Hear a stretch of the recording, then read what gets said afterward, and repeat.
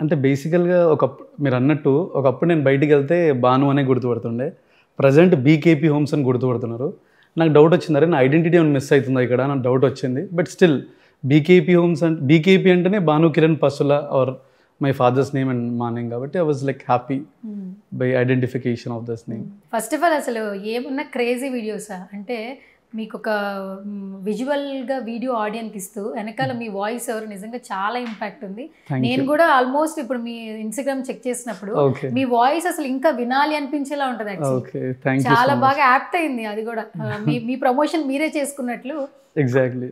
And I don't want to pay anyone for ప్రమోషన్స్కి. ఇప్పుడు డబ్బులు వెళ్ళి బయట కట్టాలి కదా. And I don't want to pay anyone. So సొంతంగానే నేను స్టార్ట్ చేయడం జరిగింది and it is running successful. And ఆ వీడియో పెట్టేటప్పుడు కూడా ఇప్పుడు మన ముద్ర మీ వైఫ్ అండ్ ఎలా స్టార్ట్ అయిందని ఒక వీడియో స్టార్ట్ చేసేటప్పుడు కూడా ఒక ప్రాసెస్ ఉంటుంది ఈ వీడియో స్టార్ట్ చేయడానికి. ఆ ఎండ్ కూడా ఇచ్చిన హింట్ ఏంటంటే I'm always support my wife, కాకపోతే ఇది ప్రమోషన్ కోసమే చేస్తున్నా భయ్య, మళ్ళీ మీరు నన్ను ట్రోల్ చేయొద్దు అన్నట్టు వాళ్ళకే ట్యాగ్ లైన్ ఇస్తుంటారు.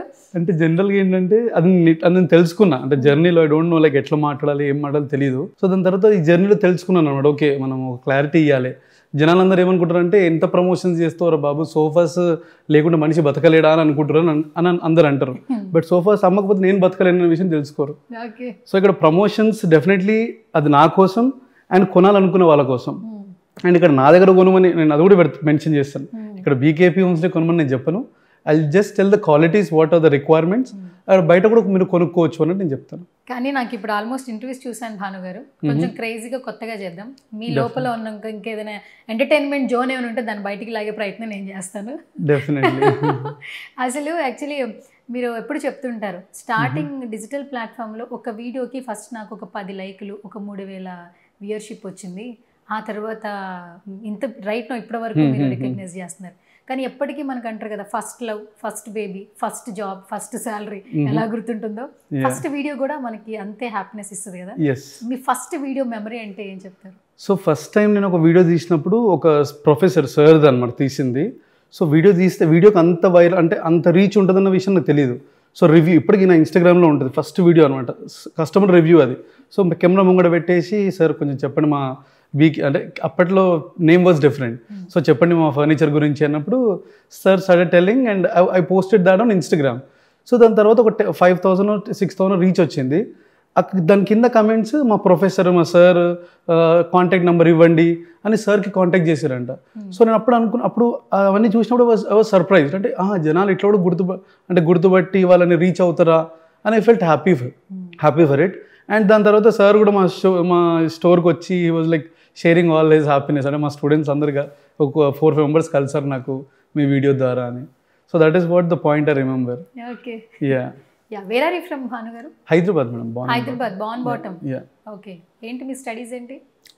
యాక్చువల్లీ ఇక్కడైతే మర్చిపోయారా? ఏం చదివారా మర్చిపోయారా?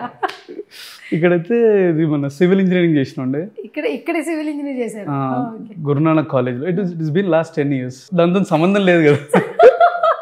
ఇప్పుడు సంబంధం ఉన్న సబ్జెక్టులు చదివిన ఉంటే at least I would have remembered. కానీ మీరు చాలా మందికి ఇన్స్పిరేషన్ ఎలా తెలుసా, ఇప్పుడు అంటుంటారు కదా, అరే మనం చదివేదానికి చేసేదానికి సంబంధం లేదు. ట్రూ. నేను చదివేదానికి చేసేదానికి అసలు సంబంధమే లేదు సబ్జెక్ట్కి. But studies will help. అంటే ఈ డీసెన్సీ కోసమే నేను చదువుకుంటాం, మనిషితో ఎట్లా బిహేవ్ చేయాలని చదువుకుంటాం. That is what I believe అంతే.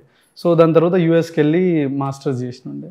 And after that coming back to Hyderabad, settling in this. Okay. అసలు ఎప్పుడు మీకు ఈ ప్రొఫెషన్ వైపు రావాలని ఎప్పుడు అనిపించింది? అసలు నాకు అనిపించలేదు. దట్ వాజ్ లైక్ మా ఫాదర్ నేను ఇక్కడ రాకముందే నేను యూఎస్కి వెళ్ళి కాల్ చేసి డాడీ నేను ఇండియాకి వచ్చేస్తున్నా అంటే, లేదు ఒక పని చేయి వచ్చేసి అంటే నేను జనరల్గా ఏంది మా డాడీ డ్రీమ్ అనమాట. అరే మా వాడు కూడా సెటిల్ కావాలి యూఎస్లో అని.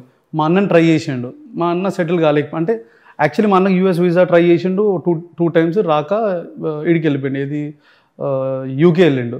యూకే వెళ్ళిన తర్వాత మా డాడీ డ్రీమ్ అనమాట, అరే ఎట్లనే డ్రీమ్ ఫుల్ఫిల్ చేయాలని నేను అనుకున్నా. మనకు వస్తుందా అని జస్ట్ ట్రయల్ అంతే. సో అక్కడ సేమ్ మన మాటల స్టైల్ చూసి మేబీ వాళ్ళు వీసా ఇచ్చేసినట్టున్నారు. ఫుల్ ఫ్లాట్ అయిపోయారా? అట్లేం లేదు. But again the way of talking like అంటే కొంచెం కాన్ఫిడెంట్గా ఆన్సర్ చెప్పడం. సో అది ఏది లేకున్నా లైఫ్లో ఇది ఒకటి ఉండే, కొంచెం కాన్ఫిడెన్స్ అంతే. సో దాని తర్వాత యూఎస్ నుండి మా డాడీకి కాల్ చేసి డాడీ నేను ఇండియాకి వచ్చేస్తున్నా అంటే surprisingly he said okay come. అసలు ఒక 1 word కూడా ఆలోచించలేడు, వచ్చి చూసుకుందామని అన్నాడు. దాని తర్వాత ఇండియాకి వచ్చినాక అప్పటికి హీ వాజ్ లైక్ ప్లానింగ్ అనమాట, వీడు వస్తే ఇక్కడ కూర్చోబెట్టాలి ఈ పొజిషన్లో అని చెప్పి. సో నేను వచ్చేసినుండే దాని తర్వాత అక్కడ ఈ పొజిషన్లో ఇది హాల్ ఇది నువ్వు చూసుకోవాల్సిన స్టోర్ అని చెప్పి ప్లాన్ చేసేసిండు. దాని తర్వాత I was not a guy who set in the single room. So నాకు అది ఇష్టం ఉండకపోతున్నాయి అనమాట. అంటే నాకు ఒక రోజు నాకు సేల్ కాకపోతే ఆ రోజు నాకు వేస్ట్ అనుకుంటుండే.